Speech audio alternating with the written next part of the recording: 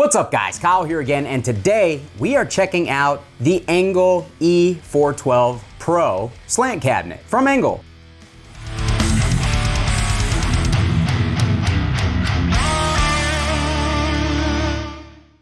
Hope you guys are doing great out there. If this is your first time here at my channel, my name is Kyle, and what I do is I typically take all sorts of awesome high gain related guitar gear, record it with a simple setup, and I give you the unprocessed audio on your end. So if you're into that sort of thing and you're also into Engl amplification, you should hit that like button and you should subscribe to the channel because this is part of a much larger Engl product feature week. It's actually probably about a month at this point because I've acquired so much Engl stuff to review here on the channel. So make sure that you're subscribed so you don't miss any Engl amplification awesomeness. Thanks. All right guys, so today we are taking a look at the Engl E412 Pro cabinet. This is Engl's current 4x12 slant offering. This cab comes with vintage 30s, and it is by far and away the heaviest cab I have ever moved. Let me repeat that. It is the heaviest cab I've ever moved. My back is screaming it at you right now. I don't know if this thing is built with cinder blocks or what. We're gonna take a look inside to try and figure out why this thing weighs such a ridiculous amount, but I mean,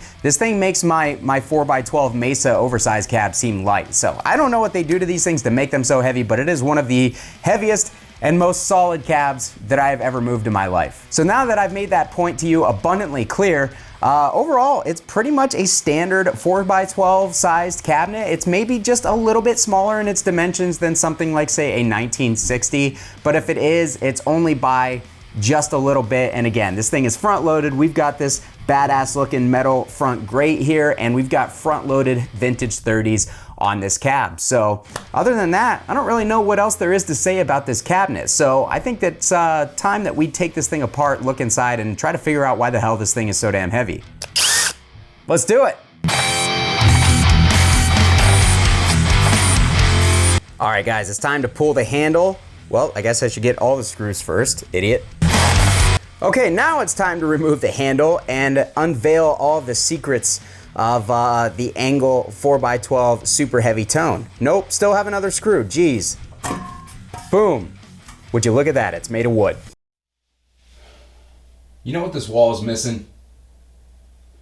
Another angle. All right, looking at the ply here on the side, it's pretty thick plywood. It doesn't seem too much thicker than anything else. I would say it's probably that 3/4 inch ply that we all know and love on these big, nice boutique 4x12 cabinets. Looking inside, I did not know that. We've literally got some of that like egg crate style foam on the back of this cab. I honestly had no idea that was in there. At the bottom, we've got some corner pieces of what looks to be MDF for bracing. We've got a nice wide piece of birch as a center brace here that's kind of held in place with a couple of plastic clips. First time I've seen it done like that. Otherwise, yeah, nothing else looks really out of the ordinary here. We've got a birch front baffle, as you can see, and it also looks to be 3/4 inch birch. That could be part of why these things are so heavy, because the baffle is usually a little bit thinner on cabs than the rest of the construction. We've got our 8 ohm Chinese made vintage 30s, and it's really all about there is to say about the internal baffling of this. I guess this back bracing piece here, if I can get my arm in here at the same time as the camera, is definitely thicker. Usually this is just a thin strip of birch, but it's pretty heavy duty piece. It's going all the way around the outside of the cab. So yeah, I think it's just using thicker wood and extra bracing in areas where other cabinets might not necessarily do so.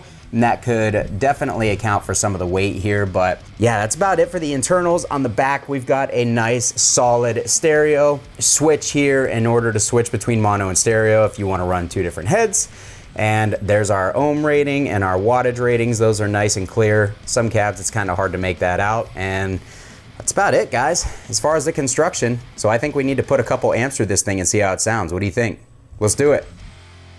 All right, guys, so I have the cab set up here with my simple SM57 setup. We've got that SM57 pointed directly at where the cap meets the cone on the little glue dot of this Engl E412 Pro 412 cab 412. I have also picked out 3 choice monster high gain amplifiers to pump through this thing. On top, I've got my 5150 block letter with all of the original tubes in it. It's what makes a block letter a block letter. Under that, I've got an early Mesa Tremoverb here that sounds like an absolute monster. And then on the bottom, of course, we had to include an Engl amplifier in the shootout, right? So we've got my favorite Engl, the Engl Fireball 100. I'm gonna play the same riff through each one of these after dialing in a tone that I'm happy with, and then I'm gonna explain my thoughts to you guys on what I'm hearing here in the room. So without further ado, let's do it.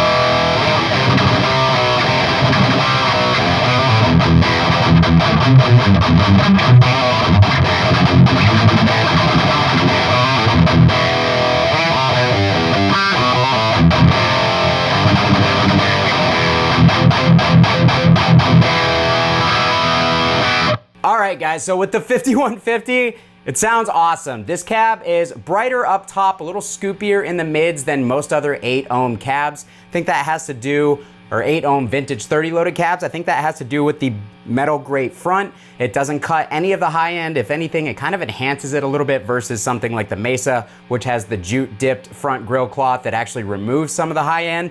The speakers are also front loaded, so that is going to make it seem brighter. It's gonna make it seem more focused and directional. But one thing with the foam in the back of this cab that I didn't previously know about, I think that that's why this cab has such a big low end, even though it's kind of standard sized and front loaded. Like, it's really, really punchy on the lows. I've got the resonance up around 7, which for me, right around 6 is where things start to get punchy, but also flubby. So having it above 6 usually means the response on this amp is a little looser than I like, and through this cab, it is incredibly tight, percussive, punchy. I'm actually selling this cab to a friend of mine who really needed a V30 loaded cab, and now I'm kind of sad to see it go. So I'm gonna have to track down another one, but on to the Mesa. All right, guys, Mesa Tremoverb on the orange channel. This thing sounds nasty already. Here we go.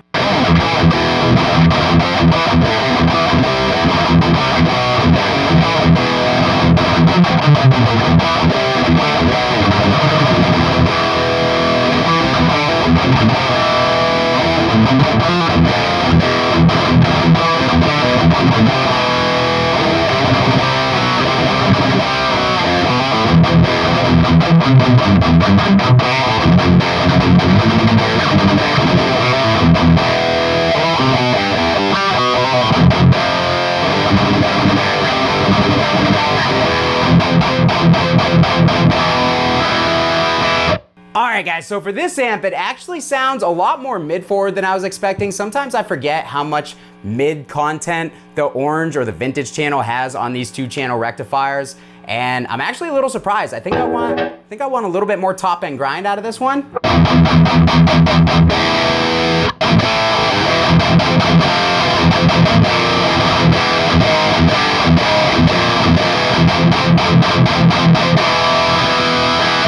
Oh man, this is, for my opinion, for the stuff that I like to play, this cab is a much better pair with the Tremoverb than an actual Mesa cabinet. It's much tighter, much more percussive, much faster responding.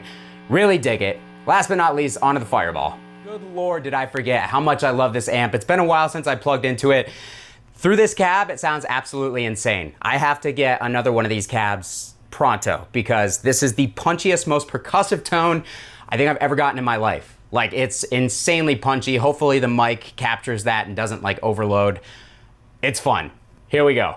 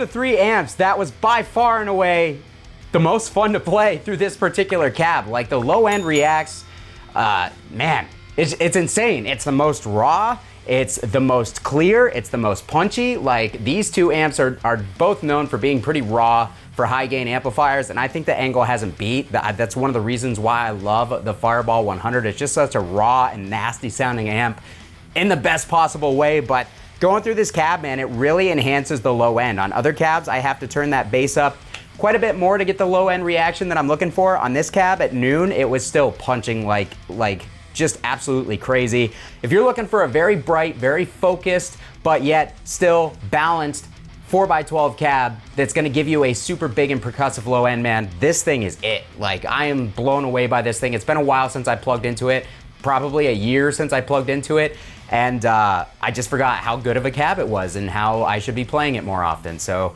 now I'm a little bit bummed, but I'm gonna leave it up to you guys now. What did you guys think about this cab? What did you think about what you heard on your end that I may not necessarily have heard in the room here with the amplifiers? I'm really curious to know. As always, meet me down below in the comments to talk about it. This has not been a sponsored video. This was my own cab, but just big shout out to Engl for helping with the Engl content on my channel for these couple of weeks that I'm gonna be reviewing their amps and their equipment. And if you guys wanna help the channel out in any way, down below in the description of this video will be my Sweetwater affiliate link where you can get Engl's gear. And by getting it through Sweetwater in that affiliate link, you actually help the channel quite a bit. So I'll link down below for you guys to check out this particular cabinet, and I really appreciate it. Thanks so much for watching, guys. Kyle here again. If you liked the video, make sure to hit the like button on the way out. It really does help. And subscribe so you don't miss any more of this awesome Engl content coming your way. Thanks so much for watching. We'll see you next time.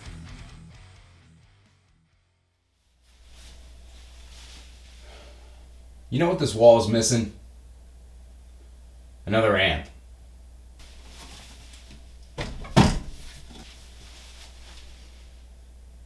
There we go.